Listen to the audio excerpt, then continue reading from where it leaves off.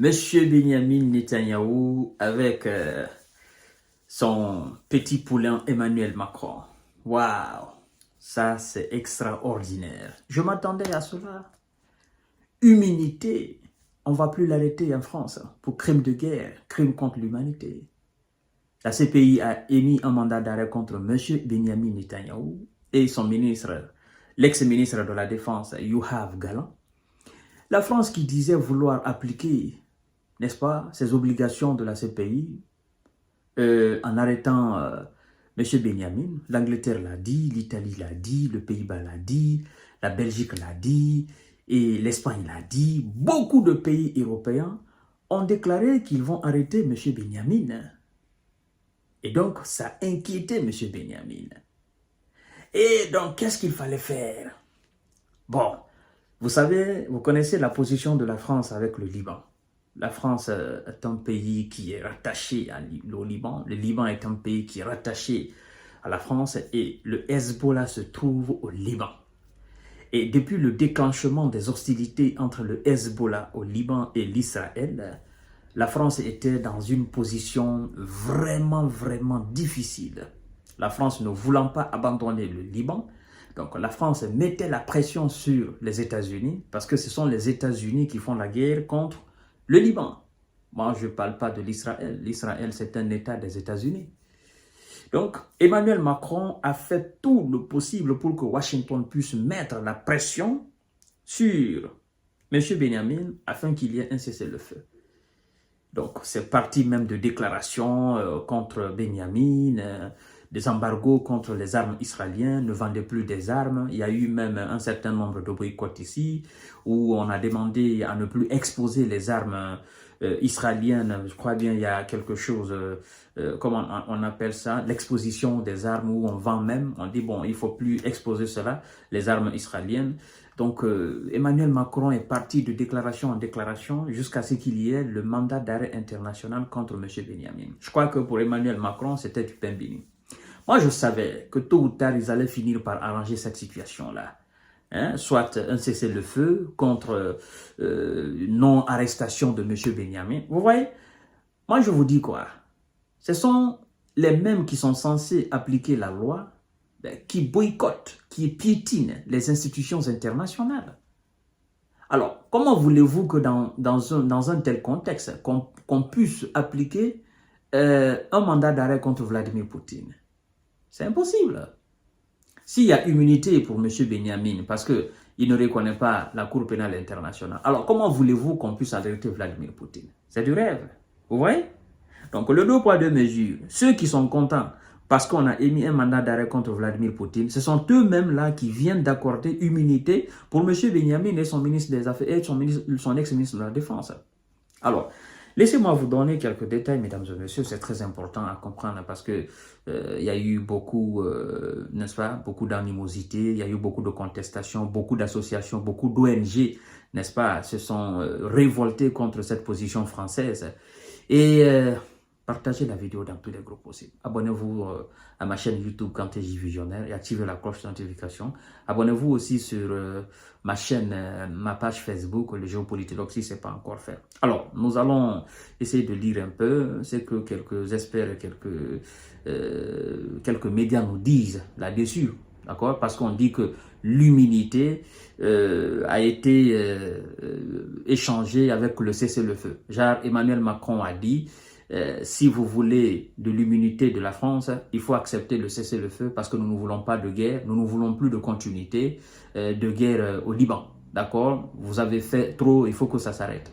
Et donc, les États-Unis aussi ont mis la pression pour dire à M. Benjamin, il faut arrêter au Liban, sinon nous allons mettre un embargo sur les armes que nous vous livrons. Voilà, donc il y a trop de choses, il y a trop de non-dits et trop de dits. Immunité de Netanyahou contre un cessez-le-feu au Liban. L'échange de faveurs entre la France et l'Israël. Écoutez très bien.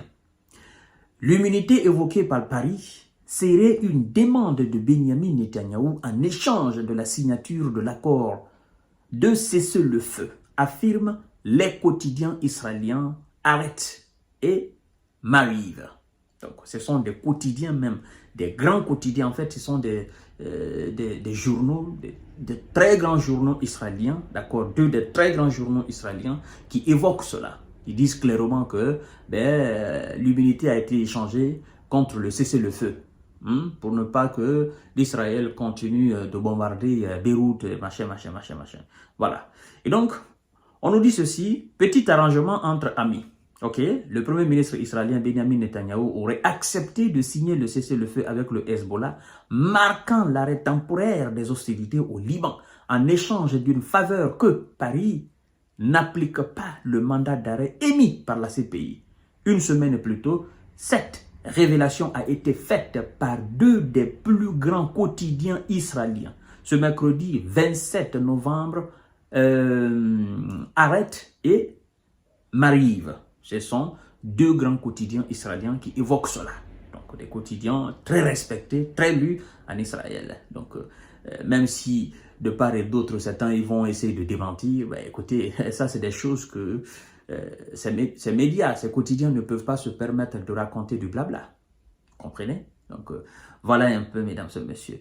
Jeudi dernier, la Cour pénale internationale CPI a émis un mandat d'arrêt pour crime de guerre, crime contre l'humanité contre M. Benjamin Netanyahou et son ex-ministre de la Défense Yoav Gallant en raison des opérations menées dans la bande de Gaza. Cette annonce est intervenue alors que les États-Unis et la France s'activaient en coulisses pour faire signer l'accord de cessez-le-feu avec, n'est-ce pas, le Liban et l'Israël.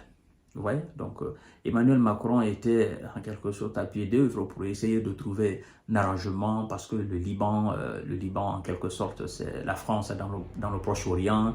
Il faut éviter la guerre au Liban, il faut que ça cesse, ça humilie la France. Les Libanais comptent énormément sur nous, voilà, historiquement, nous sommes liés. Voilà, donc il fallait que diplomatiquement qu'on fasse un jeu pour que, voilà, vous voyez un peu. Donc je crois d'ailleurs que ça a été, c'est raison pour laquelle d'ailleurs que ça a été la position de la plupart des pays européens alliés de la France, d'accord? Il faut mettre la pression sur M. Benjamin, il faut montrer aux yeux du monde que nous allons appliquer le mandat d'arrêt pour que, voilà, cela puisse entrer dans les négociations, d'accord? En mettant cette pression-là, on le décrédibilise, n'est-ce pas? On se désolidarise de son action militaire au Liban. Donc, aidez-moi. Et je crois d'ailleurs que c'est pourquoi les Britanniques, les Espagnols, les Belges, les Hollandais, les Finlandais, les Danois, tous ont dit qu'ils vont arrêter M. Benjamin Netanyahou s'il venait dans ces pays-là. Et lui, il ne peut pas vivre en Israël et aux États-Unis sans venir en Europe. Voilà un peu. Une fois la décision de la CPI rendue publique, la France a dit vouloir appliquer les obligations au titre du droit international sans toutefois préciser si elle allait arrêter M. Benjamin Netanyahou et son ministre de la Défense dans le cas où ils venaient à poser leurs pieds sur le sol français. À l'inverse du Royaume-Uni ou l'Italie par exemple, qui ont été beaucoup plus clairs dans leur intention. La position française a provoqué la colère de Benjamin Netanyahou qui a menacé d'exclure Paris des négociations, rapporte Maariv. Maariv, c'est l'autre quotidien énorme de l'Israël. Problème, le Liban voulait absolument la présence de la France, proche alliée dans ces discussions. Benjamin Netanyahou aurait alors posé son exigence, expliqué, n'est-ce pas, Haaretz, c'est l'autre quotidien de l'Israël, et réclamé à la diplomatie française d'invoquer l'immunité dont il bénéficierait selon les statuts de la CPI. Alors, mesdames et messieurs, on dit une immunité qui fait débat. Également, ça fait débat. Signé en 1998, le traité institue, n'est-ce pas, la CPI abordée de la question de l'immunité se dirigeant de pays, n'est-ce pas, ne reconnaissant pas la Cour dans son article 98. Ce dernier introduit en effet une exception concernant l'arrestation et la remise de responsabilité de responsables d'État non membres de la CPI. Alors, si M. Benjamin Netanyahou bénéficie d'immunité, pourquoi Vladimir Poutine ne peut pas bénéficier d'immunité? Parce que la Russie ne reconnaît pas la Cour pénale internationale, les États-Unis ne reconnaissent pas la Cour pénale internationale. Alors pourquoi vous vouliez que la Mongolie arrête Vladimir Poutine? Il faut quand même être bête. Maintenant, eux-mêmes, ils viennent de se faire piéger. Ils viennent de se faire piéger. Voilà, c'est ça la réalité en fait. alors les responsables d'État non membres de la CPI, comme c'est le cas d'Israël, et ouvre la voie aux interprétations. Maintenant, mesdames et messieurs, écoutez bien, pour ne pas faire capoter les négociations, Paris aurait donc accepté de lâcher du lest, n'est-ce pas, sur l'application du mandat d'arrêt. C'est pourquoi le ministre des Affaires étrangères, Jean-Noël Barrot, a évoqué ce mercredi de possibles questions d'immunité pour certains dirigeants visés par des mandats d'arrêt de la CPI. Plus tard, le Quai d'Orsay a précisé que le Premier ministre israélien bénéficiait de cette immunité qui devra être prise en compte, n'est-ce pas, en considération si la CPI devait nous demander leur arrestation. Donc, si la CPI venait à demander l'arrestation de M. Benyamin, au cas où il viendrait en France, ben, ils allaient dire non, non, non. Ils vont dire non, non, non, non. M. Benyamin bénéficie, n'est-ce pas, d'une immunité parce que l'Israël ne reconnaît pas la Cour pénale internationale. Sauf que cette nouvelle interprétation française suscite, n'est-ce pas, un vent de probation à gauche, mais aussi de la part d'associations. ONG Amnesty International insiste par exemple sur les obligations fondamentales de la France en tant qu'État partie de la CPI, tandis que pour la direction, la directrice France Human Rights, Bénédicte Jamed, la position française est profondément choquante. D'autres points d'achoppement, écoutez mesdames et messieurs, on nous informe que la question de mandat d'arrêt de la CPI et de son application n'était cependant pas le seul point d'achoppement dans les négociations. D'après le site américain Axios, l'autorisation pour l'Israël de répondre par la force en cas de violence de l'accord par le Hezbollah était débattue.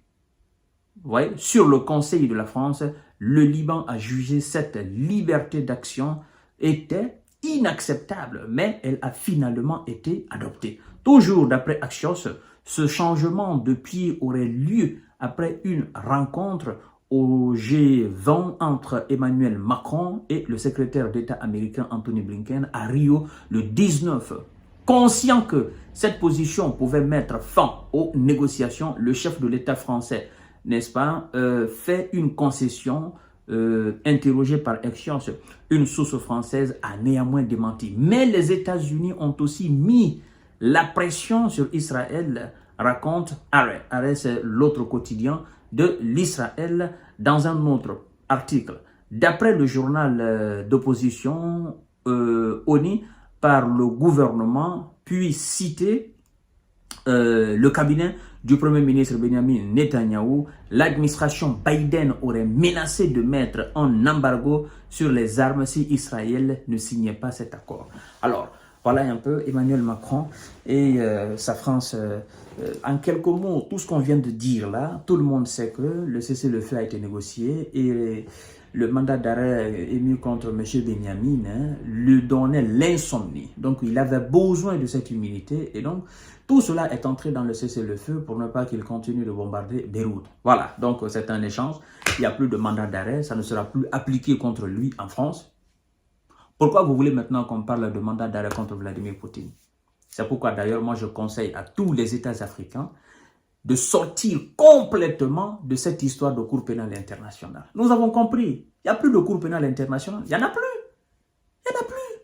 Si on voit un chef d'État africain arrêté, l'Afrique sait ce qu'elle va faire dorénavant. Je vous donne rendez-vous tout à l'heure.